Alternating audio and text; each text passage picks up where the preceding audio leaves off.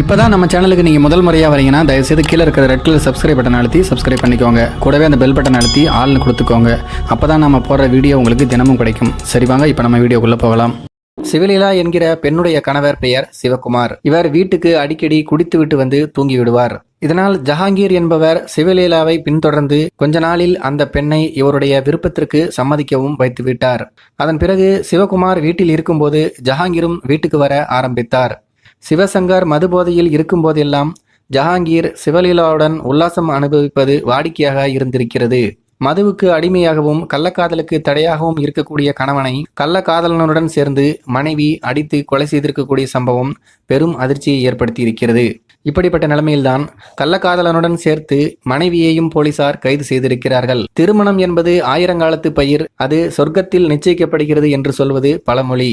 ஆனால் கணவன் மனைவி தகாத உறவு காரணமாக ஒருவரை ஒருவர் கொன்று சொர்க்கத்துக்கே அனுப்பி வைக்கும் அளவுக்கு இன்று இல்லற வாழ்க்கை மாறிவிட்டது என்பதுதான் வேதனை. தம்முடைய வருங்கால சந்ததியினரை நல்வழிப்படுத்த வாழ வைக்க வேண்டிய தம்பதியர் கருத்து வேறுபாடு காரணமாக அடிக்கடி சண்டையிட்டு குழந்தைகளுடைய எதிர்காலத்தையே இருளில் தள்ளும் சம்பவங்களும் ஒரு புறம் அரங்கேறி வருகிறது. இப்படிப்பட்ட வரிசையில்தான் ஒரு பெண் தன்னுடைய கணவன் குடிகாரனாக மாறியதால் மற்றொரு ஆணுடன் திருமணத்துக்கு புறம்பான உறவு வைத்து கொண்டு அதன் பிறகு தன்னுடைய கணவனையே கொலை செய்திருக்கக்கூடிய சம்பவம் அரங்கேறி இருக்கிறது. அதன் பிறகு போலீசாருடைய விசாரணையில் இந்த கொடூர சம்பவம் வெளிச்சத்திற்கும் வந்திருக்கிறது. இது தொடர்பான விவரங்கள் என்னவென்றால், தெலுங்கானா மாநிலம் விகாராபாத் மாவட்டம் நவாப்பேட்டை மண்டலம் எல்லன்கொண்டா கிராமத்தை சேர்ந்தவர் சின்னமல்கு என்கின்ற சிவசங்கர். இவருக்கு வயது 30. இவருக்கும் வெல்துர்கா கிராமத்தை சேர்ந்த சிவலீலா என்பவருக்கும் கடந்த 9 ஆண்டுகளுக்கு முன்பு திருமணம் நடந்திருக்கிறது. தற்போது அவர்களுக்கு 2 மகன்களும் 1 மகளும் இருக்கின்றார்கள். திருமணம் நடந்து இல்லற வாழ்க்கை மகிழ்ச்சியாகவே கழிந்திருக்கிறது. ஒரு கட்டத்தில் சிவசங்கர் குடிப்பழக்கத்துக்கு அடிமையாகிவிட்டார். அடிக்கடி குடித்துவிட்டு வீட்டுக்கு வருவது வழக்கமாக வைத்திருந்திருக்கிறார்.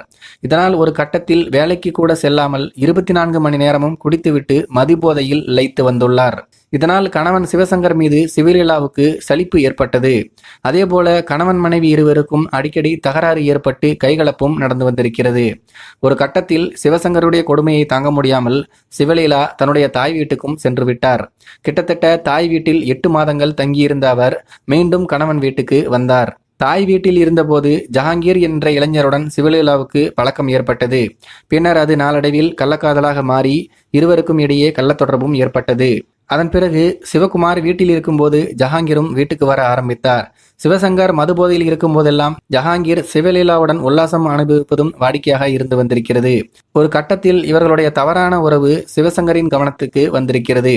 இதனால் கணவன் மனைவிக்கு இடையே மீண்டும் தகராறு ஏற்பட்டது. எனவே தங்களுடைய கள்ளக்காதலுக்கு இடையூறாக இருக்கக்கூடிய கணவன் சிவசங்கரை கொல்ல இருவரும் திட்டமிட்டுள்ளனர். சிவலீலா இது பற்றி ஜஹாங்கீரிடம் ஆலோசித்துள்ளார். பின்னர் இருவரும் கணவனை தீர்த்து கட்ட முடிவு செய்தனர். எனவே போன மாதம் 26ஆம் தேதி சிவசங்கரை தன்னுடைய ஸ்கூட்டியில் ஏற்றி கொண்டு ஜஹாங்கீர் மதுக்கடைக்கு சென்றார். அதிக மது அருந்தியதால் சிவசங்கர் உச்சகட்ட போதைக்கு ஆளானார். அப்போது சிவசங்கரை ஆள் அரவம் இல்லாத பகுதிக்கு அழைத்து சென்ற ஜஹாங்கீர் அவருடைய தலையில் கல்லால் தாக்கினார். அதில் சிவசங்கர் சுயநினைவு இழந்து இரத்த வெள்ளத்தில் சரிந்தார். பின்னர் சிவலீலாவிடம் கணவனை தாக்கிய விவகாரம் குறித்து கூறிவிட்டு கள்ளக்காதலன் தலைமறைவானார். இதனை அடுத்து சிவசங்கரை சிவலீலா வீட்டுக்கு அழைத்து வந்தார். சிவசங்கரின் நிலைமையை பார்த்த கிராம மக்கள் சிவசங்கரை சங்கரரெட்டி அரசு மருத்துவமனையில் அனுமதித்தனர். ஆனால் சிகிச்சை பலனின்றி அன்றைய தினமே சிவசங்கர் உயிரிழந்து விட்டார். இதனை அடுத்துதான் போலீசார் இதை பற்றி வழக்கு பதிவு செய்து விசாரணை நடத்தினர். அப்போது மனைவி சிவலீலாவின் தொலைபேசியை போலீசார் ஆராய்ந்து பார்த்தனர். அப்போது கள்ளக்காதலனுடன் சேர்ந்து கணவனை சிவலீலா அடித்து கொன்றது தெரிய வந்தது.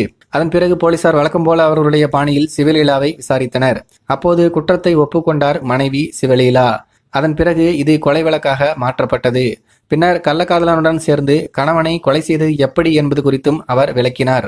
இப்படிப்பட்ட நிலைமையில்தான் போலீசார் சிவலீலா கள்ளக்காதலன் ஜஹாங்கீரை கைது செய்து தற்போது சிறையிலும் அடைத்திருக்கிறார்களாம். கள்ளக்காதலுக்கு இடையூறாக இருந்த கணவனை கள்ளக்காதலனுடன் சேர்ந்து மனைவி அடித்து கொலை செய்த சம்பவம் பெரும் அதிர்ச்சியை ஏற்படுத்தி இருக்கிறது. இந்த சம்பவத்தை பற்றி உங்களுடைய கருத்துக்கள் என்ன அப்படிங்கிறத கீழே இருக்கிற கமெண்ட் பாக்ஸில் தெரியப்படுத்துங்க. மேலும் இது போன்ற வீடியோக்களை பார்க்க நம்முடைய சேனலை சப்ஸ்கிரைப் பண்ணிக்கோங்க. நன்றி.